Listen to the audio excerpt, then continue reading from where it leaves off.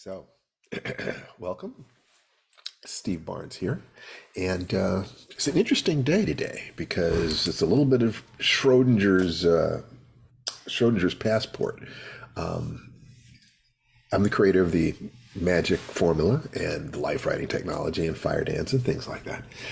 And what I'm doing is every day I'm talking about the value and the power of setting up your first hour of the day so that you have a good day every day. And what we looked at yesterday was the possibility that if you define success as the progressive realization of a worthy goal, or the meaning of life is to be joyful, and we believe that our internal states can be controlled by focus, then it is possible to set yourself up or to create an absolutely foolproof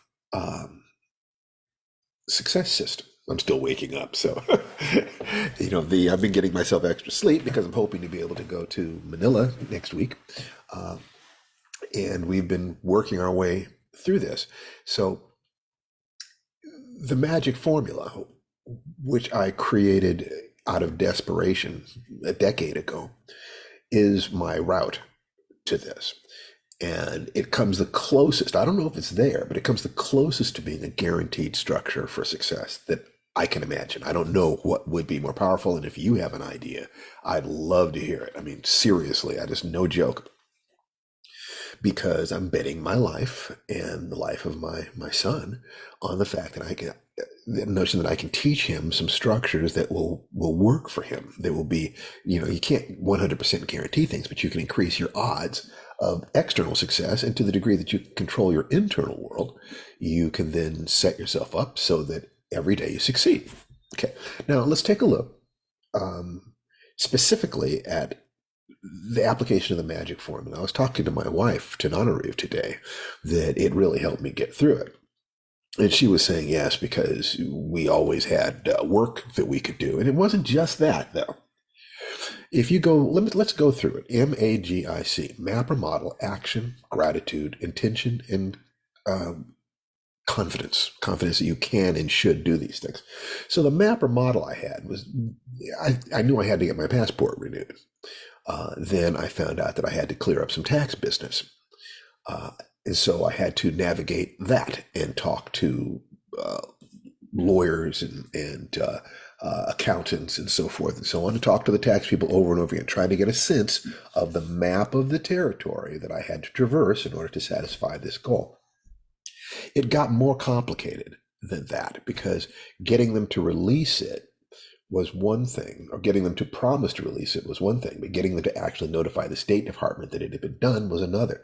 So I started running into a situation where I did not understand what was going on. At that point, I reached out to people that I knew and asked, well, what services can help with this? My manager, Jim Strader, suggested a very specific company that walks people through this. If I'm happy with what they do, I will give the name. If I'm not happy with what they do, I'll decide just how unhappy I am. I prefer to act positively than negatively, though. So I got in touch with those people. I bought their top level package, but I'm leaving something out. I also had a chance to interact with my very dear friend, Victoria. And Victoria is an executive at a very large technology company, and has gone through the process of getting passports for her team many times, and as well as for herself. She's very well traveled. So she was staying at the house, and she helped me get through this. So I then had maps or mentors to take care of the M. So I could talk about it. I could come up with different plans for traversing this, taking a look at the time frame and so forth and so on. So I had to stop thrashing. I had to actually have an idea of a path that others have walked before me that would get me there. The second thing is action. So I had to take action every single day. Every single day I had to find some action I could take. And it eventually got to there being three different people I could call the concierge company that I was working with. I'd call the State Department about the passport, and I could call the IRS, because the trick was to try to get the IRS and the State Department to talk. So I figured if I talked to enough different people, if I was enough of a pain, if I pushed enough buttons, eventually I would find the person who would make that jump. The third thing is gratitude. And that was tough, because this was, lifetime dream, and I'd invested more money than I would like to say, more time and energy than I'd like to say. And if it didn't happen, it would be because I had not taken care of some business previously. So I would be blaming myself. So how do I find gratitude? Because remember, the meaning of life is to be joyful. So I had to be grateful. I had to be prepared to be grateful no matter what happened. And that was difficult. If I get my passport, I'm going to be happy to go and have a wonderful time. If I don't get my passport, I got a great lesson about life. And not only that, but I had an opportunity to test my balance. If I'm going to go to a martial arts workshop, the secret of the martial arts is that warrior mindset. I'm ready to die and I'm ready to take you with me. That clarity. So if I'm willing to look at the pain of these different things and ask myself, how do I have to balance myself so that no matter what happens, I come out of this stronger. I come out of this better in many ways, because this is real as opposed to a workshop. If I address it properly, it is a lesson. The obstacle becomes the offering. There is value there. So I took a look at that, and I took a look at some other stresses in my life. And I asked, where do I have to stand? How do I have to see myself? How do I have to see the world such that if this does not happen, I am stronger and better, and I get more out of that, or just as much out of that as if I actually went? In technique, no. Cultural experience, no. But in terms of being a stronger person who can be more of a warrior for his family, yes. I could see how that is. And I could ask myself, who is the person? What is the part of me that can deal with this no matter what happens? Because all you can do in life is the best you can do, and then you have to detach yourself from the results. Otherwise, you go crazy. So it's do the very best you can, detach yourself from the results, and I could be proud of myself for being that guy. And Tananari had commented that I've been struggling trying to get this taken care of since November, and in her estimation, I did really, really well. I like that. I trust her opinion. Clear intention. I had a crystal clear intention.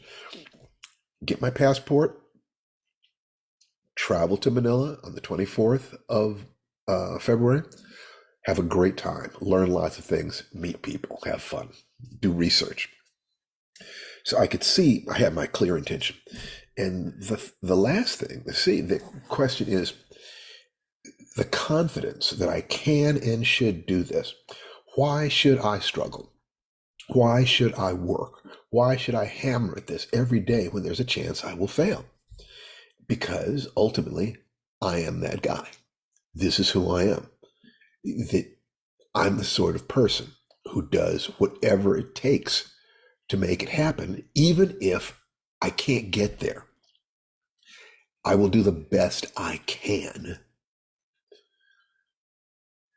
If that's my intent, to do the best I can, even under stress, then the world cannot beat me.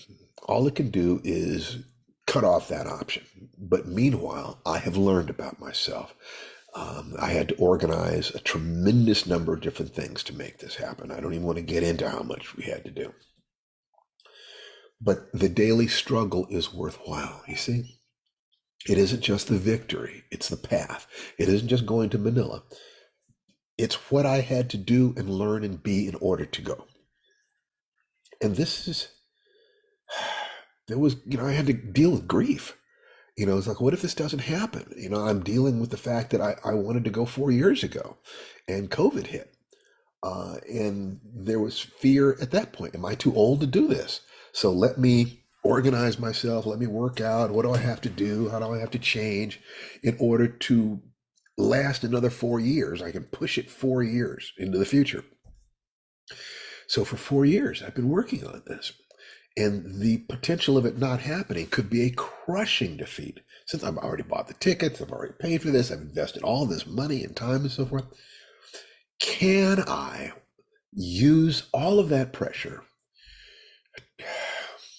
and measure my success not by whether the external world gave me my passport, but whether or not I walked with integrity under enormous pressure and found a way to be joyful and take care of my family and have gratitude for the situation at the same time? Given that, I my theory was, if I could do that, then everything would be okay. But I had to be prepared to die. I had to be prepared to lose and still be joyful in order to satisfy the magic formula. If this happens, and I should know later today, certainly, FedEx is supposed to deliver my passport tomorrow. If this happens, then at the very least, maybe you could say that even without the magic formula, things still would have happened. That's a possibility. But would I have acted as regularly? Even if it would have happened, I had a better experience of life because I forced myself to feel gratitude every day. And I clarified who I needed to be to take pleasure from the actions instead of just the potential results. And that's a man's unbalance is the same as his weight, Ishinru precept. I'm not sure what that means, Mo. It could mean that even when you're imbalanced, you weigh the same thing, but I'm not sure. Or if you unbalance somebody, it is easier to throw them or to trip them. So it could be that the degree to which you are unbalanced is the degree to which your effective weight diminishes. So in that sense, applying that to psychology instead of the physics of combat, it would be that the more balanced you are, the more centered you are, the more rooted you are, and life can't hurt you as much, can't blow you over. That if you let yourself get spun emotionally, in essence, you have less rooting and it is easier for life to blow you away. That would be one way of looking at it. Once again, I'm going to get into my work today because if this all happens, I need to be sure that I've done a ton of work on the Star Wars novel to make sure that Jason is having a good day. And one of the things that's true is that if this happens, if this works, I have multiple instances of times when I've been able to use the magic formula explicitly to get an unusual result, unusual positive result. So far, it has not failed me. I am going to have to consider seriously whether or not I want to write a book about this. Certainly a book that I need to document what this is. At this point, to say this again, the program that I'm giving my son Jason is the magic formula, the morning ritual to anchor that into your body, the 3 gates and the 3 centers. Those are the most important things that I'm giving him. He's also doing some things on top of that. The High Performance 6 from Brendan Bouchard and the RPM, Rapid Planning System. Results, focus, purpose-driven, massive action plan from Tony Robbins. I'm giving him those 5 things, or 6 things, and hammering those every day. They seem to be a complete package that he can use to accomplish anything in his life. Dennis Dickens said it would definitely apply to the physics of combat. I can see some philosophical aspects of the same thing, with mental weight inertia being a core. Yeah, that's kind of what I'm talking about. That's very much what I'm thinking. That the idea of balance, first of all, it allows, here's the thing. If you're perfectly balanced, you actually have to become unbalanced in order to move. So you don't want to be, have your weight distributed 50-50 between your legs.